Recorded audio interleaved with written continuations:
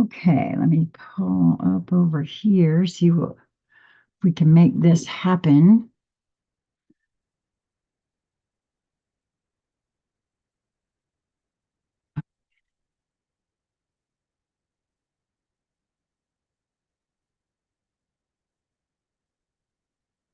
Good morning, good morning, good morning, everyone. I'm not back in the swing of doing this live just yet, so bear with me. There we go. Okay, now I have it up here. My name is Sheila Corona. Welcome to my channel, Sassy Seer Sheila. It is, oh my gosh, it's exactly 11:11. Ah, okay, well, I knew it was going to be near that time because I do like going on around 11 so I can say good morning. But I did not know it. So that's even more interesting. So I wasn't planning on doing a live today necessarily, but oh my goodness, the energy is just running through me because I really got excited about this. Okay, so a couple of observational noticings, right? First of all, I'm observing myself in these patterns, which, I think the universe is all about patterns with this energy, chances to, or for me personally, see myself better by observing different patterns, right? So the first thing this morning I was noticing was apparently have a sleep cycle of at least 4 hours, which I think is kind of interesting because, oh yeah, I see that. Okay, I'm being encouraged to share this. I'm not quite sure. Oh yeah, I know how to do that. Hold on one second here.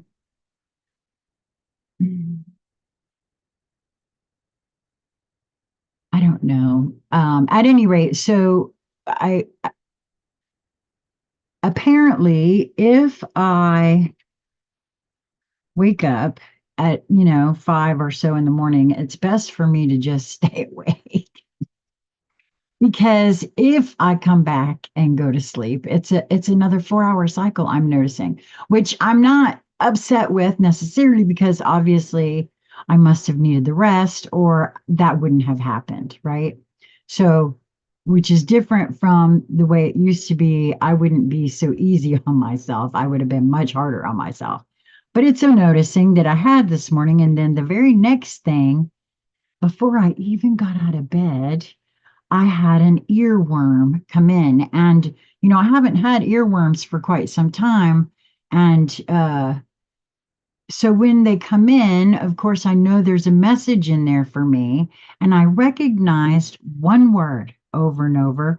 And I've already posted it. So if you've seen my Facebook page this morning, you already know that it's the Don Henley, The Heart of the Matter. Well, what I was hearing in my head was forgiveness, forgiveness. And then I didn't get all the words, but the other part of the melody, and I know now it's even if you don't love me anymore. So I went and got the video and I couldn't find one that actually would put the lyrics on the screen. So I clicked the closed caption thing on YouTube so that, you guys and I could see the words. And I couldn't figure out why this was coming. I mean, I'm being forgiving to myself. I'm being forgiving to, things that I may have held a grudge about in the past, right? Um, and so I was trying to figure out what this is about. And I went out to make myself a cup of coffee. And lo and behold, I shared it with Lisa, who was up, and I told her that I got an earworm, and I said the only thing I can figure is it must be about forgiveness. And she started singing the song, and and I was like, wait a minute, are you telling me you've got an earworm and that's it? And she did. Okay, so now, and this is why I'm live And I see there are four of you out there. I am very curious, and I'm going to put this out to the internet at large. How many people, today's the 17th of August, how many folks have gotten an earworm in regards to forgiveness? Because now I'm wondering, am I picking up Lisa's earworm? Because which is odd, I usually wake up before Lisa. But again, this plays into that thing I was talking about, observing my sleep patterns. I did not. Lisa was already awake when I woke up. So am I hearing Lisa's earworm? Or is there a collective earworm that a lot of folks are getting? I'm very curious as to about which one this is. Um, um, because I mean, it's kind of interesting. I don't know that we've ever shared an earworm before. Not like what's transpired this morning, not in my, and I went out and checked with Lisa. It's almost identical the way it presented itself in her head as to how it presented itself in mine. So of you four out there, no one has chimed in so far that I can see on my screen. So I guess none of you guys must have got it, huh? Well, and it doesn't really matter because for me personally, I always know this is for me personally, and it may not be for everybody, right? Even if I picked up Lisa's earworm, the the fact that I picked it up means there's something in my field to match it as well.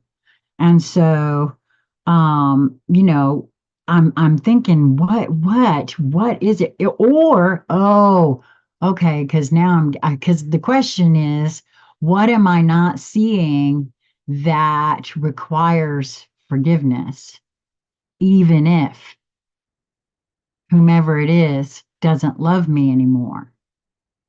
And what if it's something coming down the pike that maybe the all needs to keep that in mind? I don't know. Sandra said no earworm, but very interesting in light of what we discussed yesterday. Well, absolutely, right?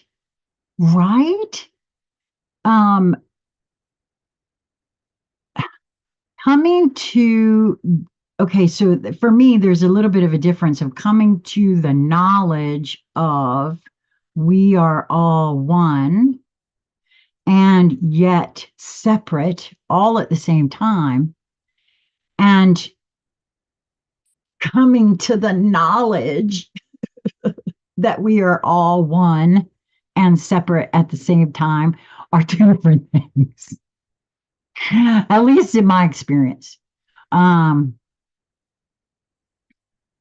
so you're right, Sandra. Very interesting in terms of yesterday. But I don't know. Okay, so what I was nudged to come here and share that. And so what else did I call this? First of all, shared earworms, and what else? Oh, for heaven's sakes, it's hard to see. My sister just saw the earworm and said something on my page. Okay, so let's ask the fairies to weigh in. The fairies, I think, were who was screaming at me. Weigh in. What is this about? Can you tell us, please? Um, because I'm really interested to know. And it does, if it is on the collective level, right? No matter what, I got the earworm too, whether I was just picking up what Lisa had, whether Lisa was just picking up what the collective is going through or about to go through. No matter what, I feel like the message is for me too, or I wouldn't have gotten it, right? Like, if I'm going to, and this too, Sandra, will sound interesting to you from yesterday's conversation, okay? See, by keeping everything right here, by applying all of my experiences where I want to point somewhere out there, anywhere, doesn't matter where, by turning that back around and seeing, well, if all is mental, if all is mind, which is the first of the seven hermetic principles, then it's all about me on some level. And I think that's what it is for everybody. Oh, the collective of the pixies came out and the bright mother. Oh my goodness. Okay. So card number 48 and card number 16. Yeah. 48. Hey, that's 12, which is a 3. Um, and it came out first. A collective of pixies. Well, the word collective was certainly in there, and that was the first one that came out, and the bright mother came out right smack behind it. So again, that's very interesting. I've actually heard some readers refer to the bright mother as Libra, representation of a Libra card, which I am son of Libra. But I don't know that. I personally, I don't know that I get that. Let's see. We'll see what it says in the book, whether or not that is reminiscent of that for me from there. All right. So card number 48, a collective of pixies. The key words for this card are duty, willingness, joyful participation, and virtue. A pixie's got to do what a pixie's got to do. And one of the things a pixie has to do is to dance. Oh, wow. Okay, dance party up in the house today. It has to be done so that the flowers will grow and fruit. The grass will do its photosynthesis thing. The trees will put down their roots properly, and other processes will proceed in their proper time at their proper pace. Oh, for goodness sakes. First of all, what did I open this up with? My noticing my patterns of sleep. I even wrote, oh my word, I even wrote that this morning about patterns. Oh, and it's actually because, see, I'm trying to understand, Sandra, you'll understand this why, because of our book club. I'm trying to get a handle on the universal laws, right? And there's so much out there about them. The book that we're studying, the New Paradigm, Handbook for the New Paradigm, keeps referring to the 4 primary universal laws, but nowhere do they just list them out, right? And I've so far my list is attraction, of course, allowance, balance, and harmony. I think there's something about correspondence, but I can't remember that. Well, if my very cursory search of the internet shows that there are 12 laws. Every time I look for universal laws, I get 12 of them. And then also the Kabbalion and the tablets speak to the Hermetic principles, of which there are only 7. So, okay, that's interesting. But 7 plus 4 is 11, not 12. So I don't really know. Of course, the 12 that I found of the 12, divine oneness was the first one. And boy, doesn't that okay, yeah, there's something to that, right? Because that's exactly what I said, was that at the basis of that knowledge, there's also Okay, there's something trying to come in for that, and for some reason I'm not getting it quite right. So I'm just going to go on. It will show if it so I'm going to read that again. It has to be done so that the flowers will grow and fruit. The grass will do its photosynthesis thing. The trees will put down their roots properly, and other processes will proceed in their proper time at their proper pace. The pressure of the pixie's energetic little etheric feet may even be what helps to keep the world turning at the right speed. Nobody knows for sure until you can prove to me that they don't exist, which would somebody would have a hard time proving to me that they don't, specifically since I have eyeballed them for myself, interacted with them, played with them, suffered greatly because I would not renounce them, right? I mean, sorry, you'd have a tough time convincing me. Just because you can't see, feel, hear, understand a thing doesn't mean it don't exist. I'm sorry, that's just the way it is for me, and I will never doubt anyone myself because it may be true in your world. It didn't have to be true in mine, right? The pressure of the pixie's energetic little etheric feet may even be what helps to keep the world turning at the right speed. At least they claim it does. I know that physicists claim differently, but who would you rather believe?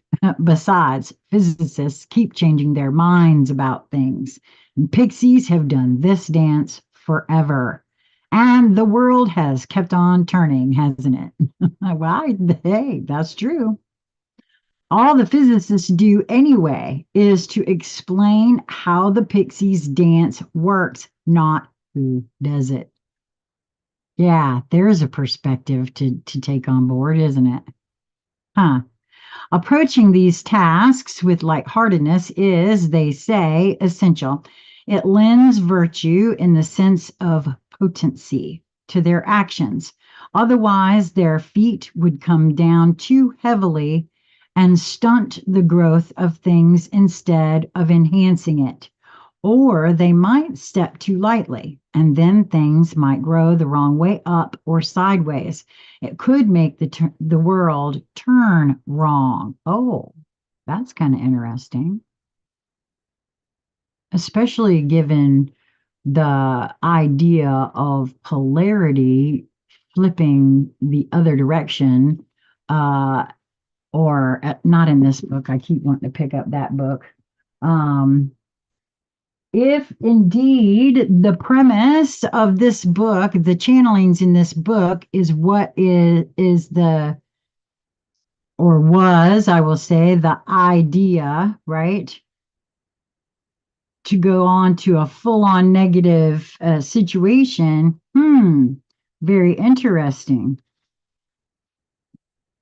Pixies would treat their duty as something boring or oppressive, but they choose to take joy in doing it and doing it well. Are you faced with duties?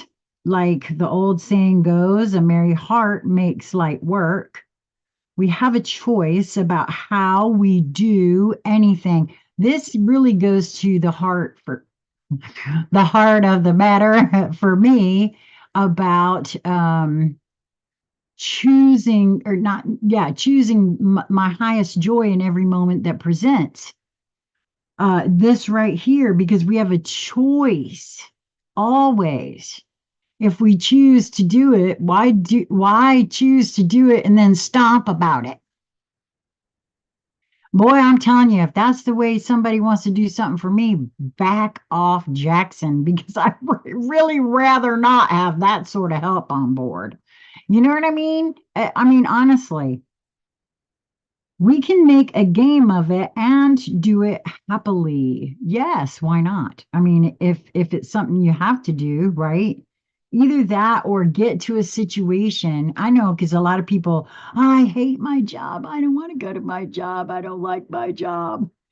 Well, either figure out a way to not have to have a job or find one that you do like, because they do exist. Create something for oneself. It can be done. It is a choice. Um, so choosing one's highest joy is what I heard there. For them, that's what they're doing. We can take an attitude that makes it demanding and oppressive. We can choose to regard it as boring and dull. And when we choose the first attitude, the results have a different feeling, a different energy than the results of the other two. Well, exactly. When you encounter someone who just loves what they do, you can feel the difference in someone who hates the job and doesn't want to be there. And, there's a whole difference. It's why it is at the basis, really, for, ooh, which kicks in the law of vibration. Very interesting. Okay. Anyone and everything that come into contact with the results of that work feels the difference and is affected differently by it, whether they notice it or not. So here is another of those places where we can make the world better or worse and do the same ourselves simultaneously. I think that's true. What is needed here is not only an awareness of duty, but a merry approach to it. This job has to be done, so one might as well do it willingly. Okay, so are we being told that the forgiveness must come? We might as well do it willingly with a joyful and glad heart. I mean, there's a whole different, is it really forgiveness if there's not a joyful and glad heart? I mean, I'm sorry, everybody has experienced the I'm sorry when little kids fight. No, you're not. You're apologizing because mommy is making you. There's no there's no feeling of forgiveness in the I'm sorry. Right. Wow. Okay. Progress, progress through this dance maze, step by step, lithely and lightly. Take joy and pride in achievement.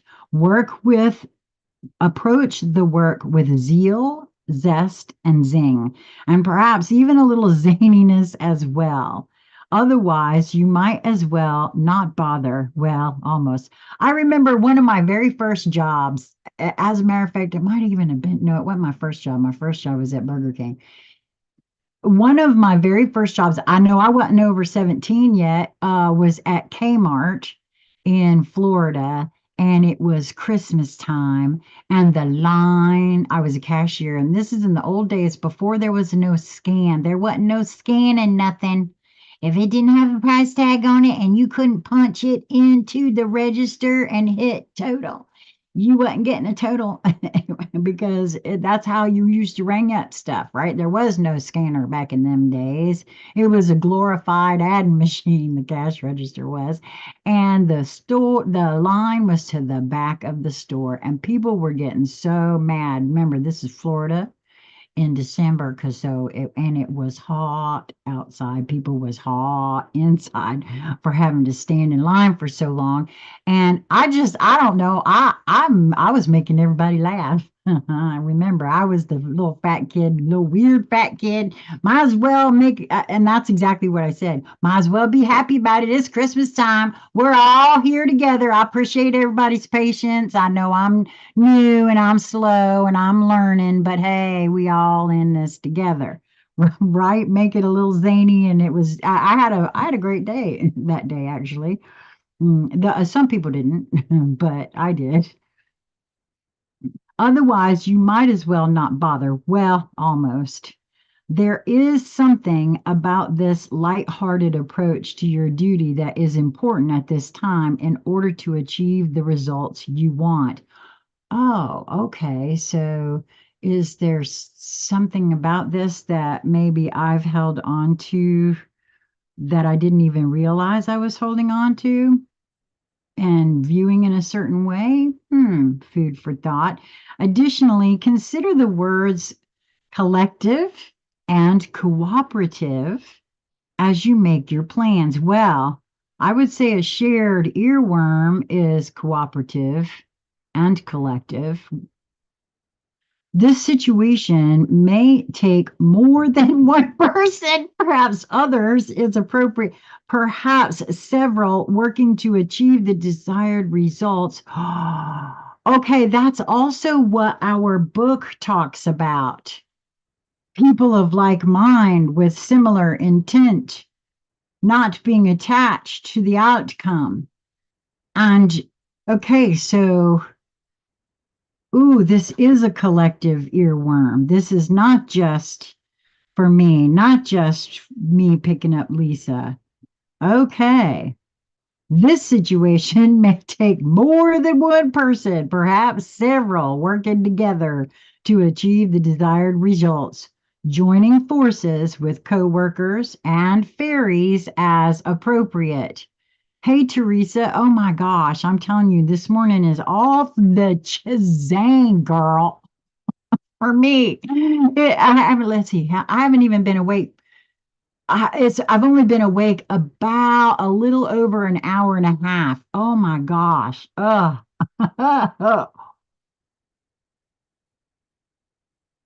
And the energy just seems to feel like it's building. Okay, so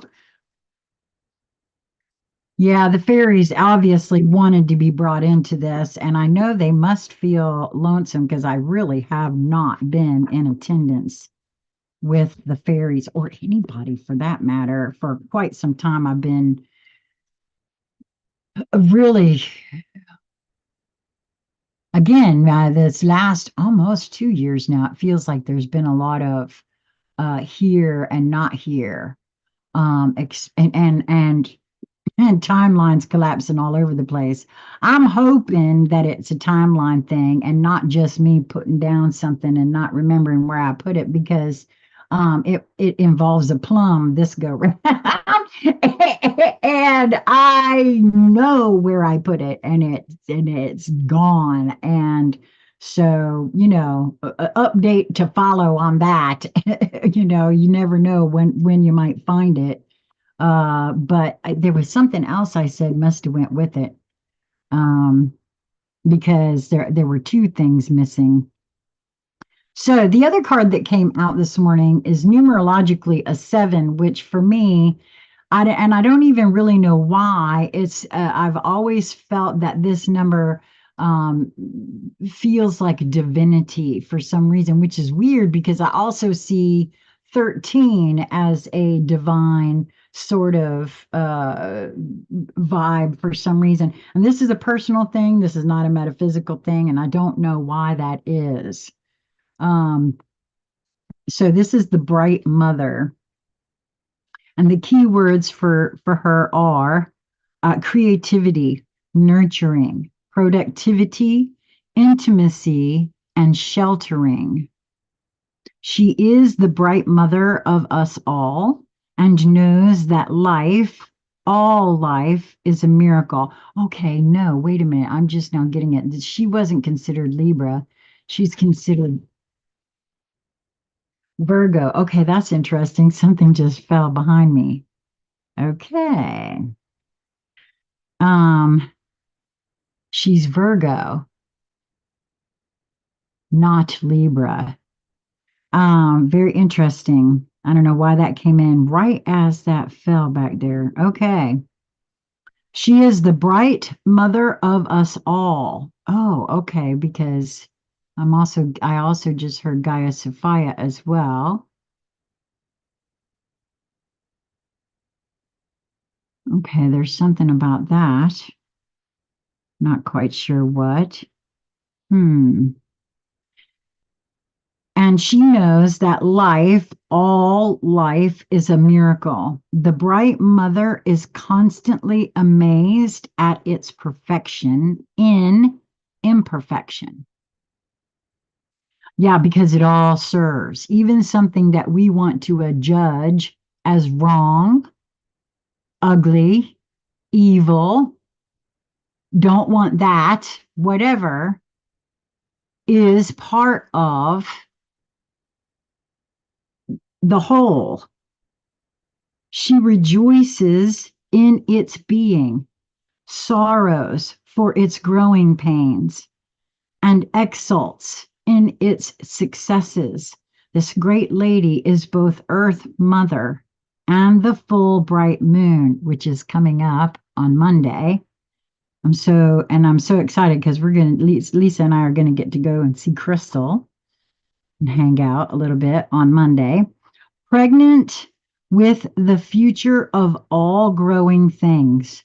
She feeds us and provides us with air, water, and shelter in an amazing, complex world. She sees to it that we are challenged enough to grow, but not so much as to be overwhelmed. Yeah, that's the other thing that I've come to realize is that everything happens in the exact order that it needs to. All the pushing and rushing, things things that are happening now, had they happened before, I don't think I would have understood them. Not really. They would have landed on my field, but because there are things that are revisiting me now that I really see, sense, and feel in a wholly different what I was saying before about knowledge and knowledge, right? There's a whole thing with that. Just because you think you know a thing doesn't mean you actually know a thing. It's easy to parrot back something that you've learned. Ask me how I know that. It's a whole other bailiwick to actually have it on board, right? It's a whole other, if one is honest enough with oneself to be able to say, you know what, I thought I knew something, but guess what? Not so much until now. Oh, and even now, I doubt that I know the whole of it because I'm really starting to see how I apparently only open up a teensy bit of whatever it is that I'm going to try to understand, bring into my field because too much would be overwhelming. And that's what this refers to right here. It says she sees to it that we are challenged enough to grow, but not so much as to be overwhelmed. If we want more challenges than she provides, we have to give them to ourselves. Oh boy, I think I've done that in good measure in my life. The bright mother is the guardian of family life, and she creates and holds a nurturing environment for us all. She is the garden where vegetable, fruits, and herbs grow. Thus, she sees and holds the mysteries in ordinary processes of daily life, right along with the collective of pixies. Isn't that interesting? And the fact that they came first, she obviously would, if you were thinking in terms of hierarchy, would be like, say, over those processes. But especially if you're thinking in terms of what this card said, how the pixies dance things into keeping speed up, these guys would fall, you would think, but no, we're being told that this is every bit as important as this, right? That's the way I feel about that. Very interesting.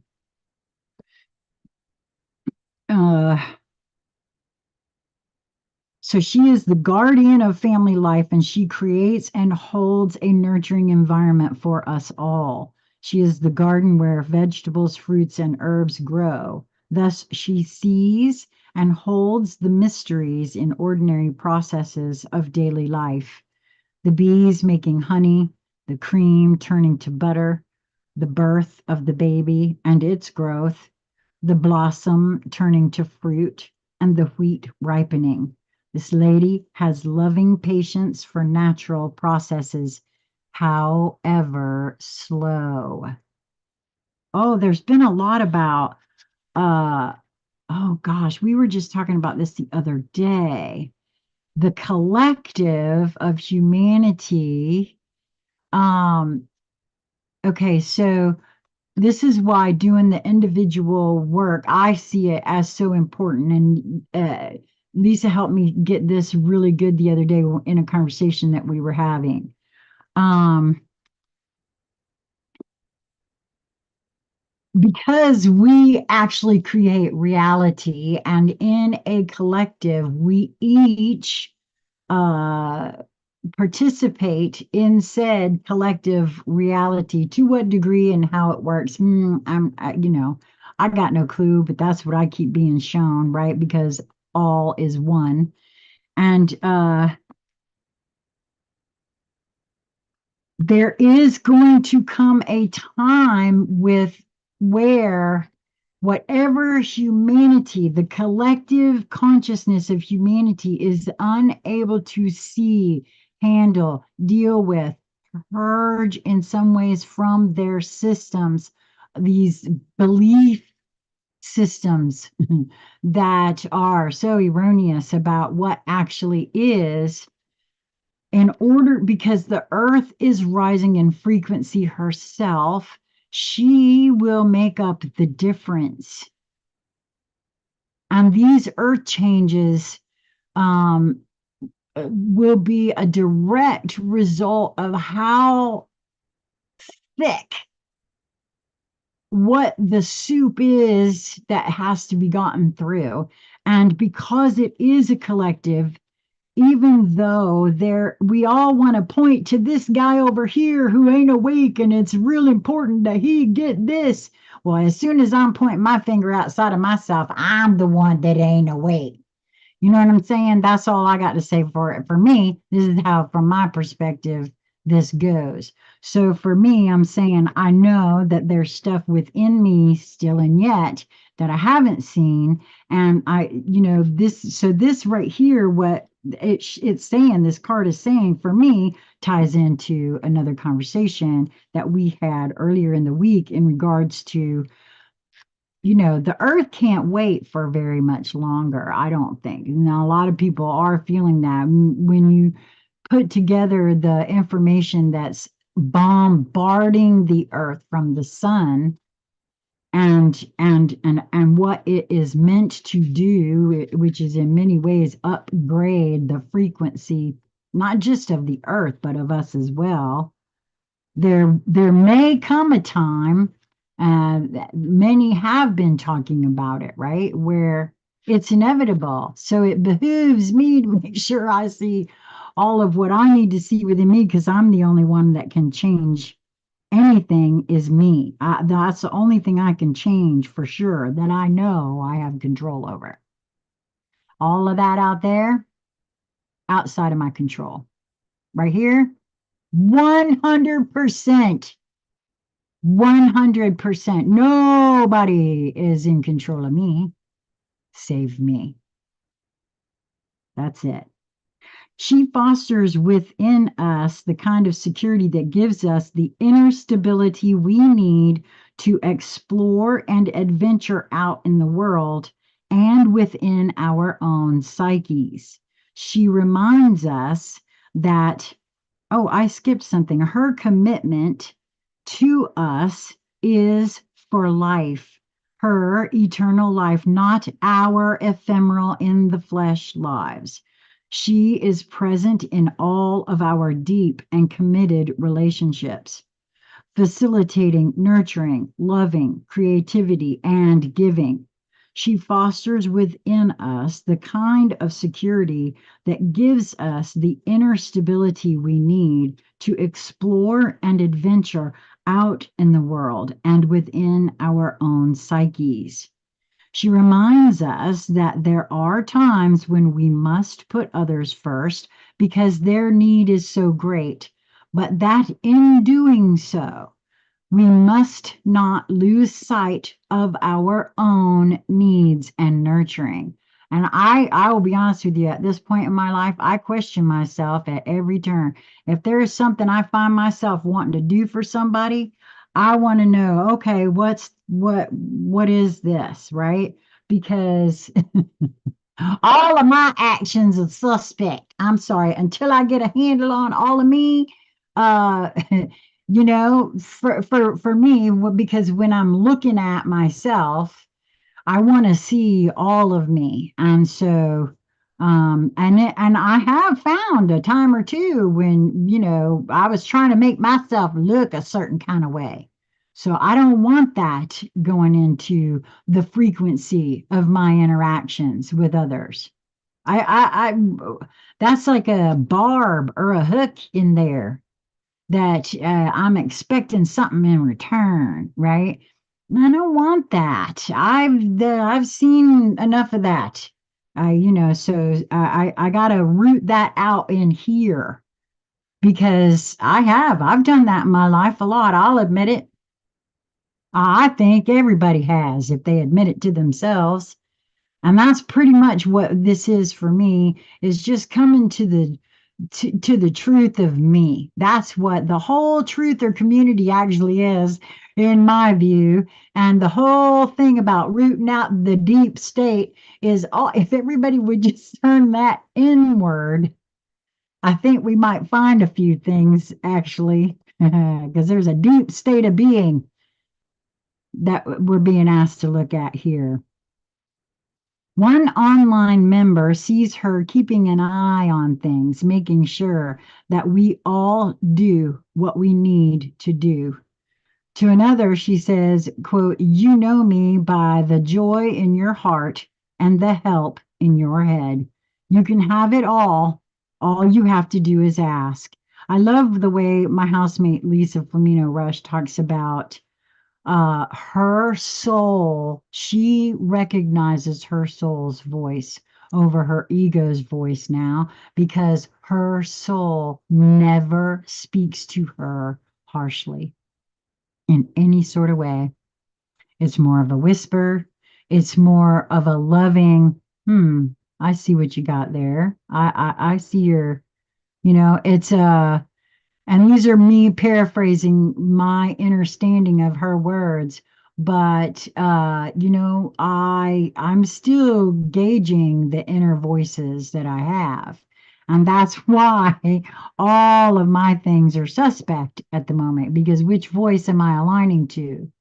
I want to make sure which voice, which, because there's always more than one if a being is honest with themselves. Or at least that's how my perspective is at this engagement in time. Uh, you know. Um, so for a third person, the key word about her is, quote, able, able to care, carry, nurture, and enjoy. One last thing, people tend to project their own experiences with mother and mothering onto this card, onto her. Sometimes this helps us to see her with more clarity, but often it creates muddle. Not all mothers are good and wise. The bright mother is. Each time we perform a compassionate act of nurturing, we become more like the bright mother, learning unconditional giving. Well, I would say this, my mother, I loved her very much, but my mother was not emotionally available for us. I'm part of the, some people try to lump me in with the baby boomers. I was born in 61, but I'm actually, the latchkey generation, right? We were always latchkey kids. My mom was a single parent. My mom and dad divorced when I'm 5. I'm the oldest. And I loved her very much, but she just wasn't home, and emotionally she wasn't available. And I now understand so much more about her, and I don't doubt her love for me. I see it in a different light.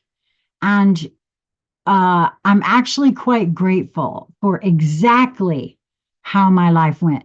It, if I was still in a victim consciousness mode, I could, okay, I got to see Hillbilly Elegy just recently, and I could tell you that that grandma, she even looked like my grandma. Teresa, don't you think that Glenn Close looked like Grandma Byer? I'm sorry, but I got a picture that I could pull out to where they could have been twins. Okay. And my grandma, she was a tough old bird. And it just put me in mind of it. Now, our growing up wasn't quite what that was, but being left alone all the time, it was very near that, right? But I see it in a wholly different light now. I'm so grateful that it went down exactly the way it did. I am one resourceful somebody. And I really, Teresa said, yes, I cried at the time. I know, I'm telling you, I cried that whole thing too, because the similarities of that, of his life and ours, and the whole thing. I don't know. It was just very, very uh, interesting to me. And so it's really a matter of perspective. Again, there's that choice. I could choose to view it all of my life through a lens of victimhood. And oh, this was done to me, and therefore I deserve. No, I just can't see it that way, right? And so, um, in the overall thing for today, it feels very I guess this is a collective, even though so far it's only been myself and Lisa. And as I said, for me, it doesn't matter if I picked up, I mean, I'm interested in whether or not I simply picked up Lisa's earworm, which speaks to how the telepathy really is. I mean, Teresa, my sister, lives about 2 hours from here, and she sometimes will, she is so connected to all of us that sometimes whatever we're discussing, she'll send something, or this is starting to happen with my sister as well. Like, boy, it happens almost all the time with Lisa's dad. You say his name, and the next thing you know, he's on the phone.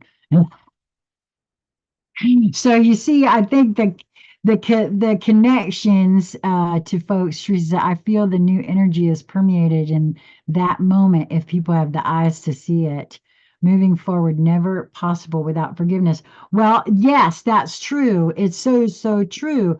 Now, as that came in this morning for me, I was like, okay, what is it? And maybe I will still root it out by the end of the day, and I don't know, but I feel as though I have forgiven every single thing because again, most of what I'm working on is forgiveness of self, and I know that I still don't practice the best self-talk. It's like, Sheila, how could you do something so goofy? Or just thoughts like that. And thought thinks within itself, man.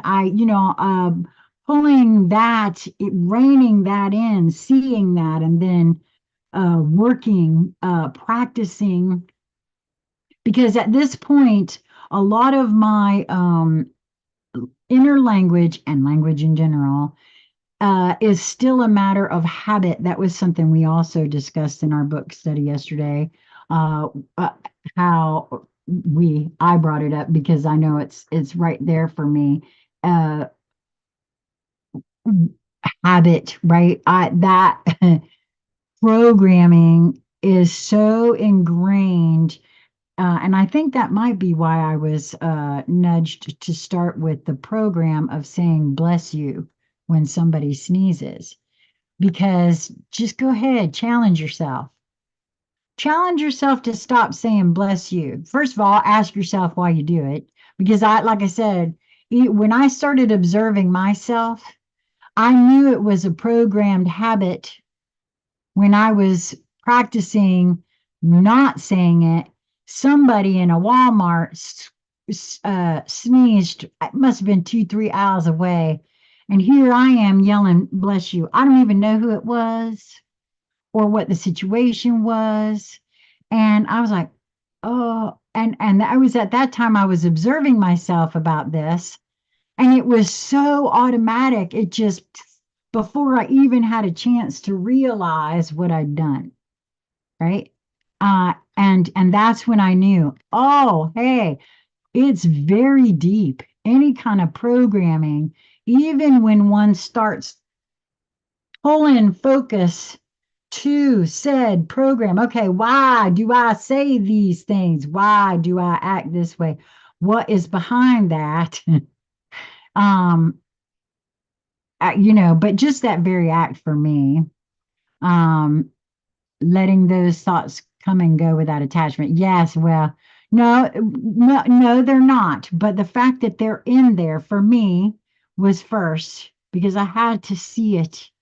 And then I can choose as to whether or not, as I look at it and observe myself in the act of, because here's the thing for me, what I'm noticing for myself, the eternal now, which is where all the power reside, right, is still loaded with a whole bunch of programming.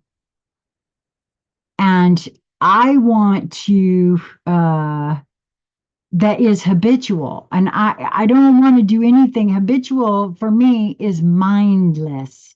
And I want to bring my focus and attention to that now, which, you know, I don't know. There's something about that for me specifically, right? And so, well, that's it. That's all I have. Good God, it's over. Oh, well, right at an hour anyway. But I was so excited about this. There may or may not be a conversation about this, depending on how many, folks chime in below and say, "Yeah, I would love for y'all to come and do a live conversation about this," or "What are earworms?" Okay, so this is a term for me. An earworm is something that I wake up with, or all of a sudden I hear in my head, and it keeps repeating over, and it's generally for me, mostly music. I have had a time or two a scene from a movie, but mostly it's music, and I know the tune, but not all the words are coming through, and I look at that for myself as a larger portion of me wishing to communicate and get my attention. And so whenever I get an earworm, and I'm just observing myself, El Herrero, I hope I pronounced that right. I haven't seen you here before. So um, as I observe myself with these kinds of behaviors, and I go on YouTube, I find where someone has put the music there with the lyrics. Generally, I there's a message there for me. And after I receive that message, the earworm goes away. It doesn't continue to play in my head. I, in this coming to observe myself, learning the truth of who I am, and this applies basically a spiritual message from me to me. Yes, that's exactly what it is. And I don't really even know, except to say that this is a 12-year-old mirror, 12-year-old little girl's mirror, and I'm having a conversation with myself. But you guys are bearing sacred witness. That's really what my channel has been about, I think, in many, many ways. It's all about me looking into me with your help, right? Because I'm constantly pulling. I know that we're all one and singular all at the same time. It's a multidimensional experience. And as I learn about myself through my own experiences, but also as others share theirs with me, I can collect puzzle pieces along the way. And I look at my life as a quest and sort of a 3D puzzle, right?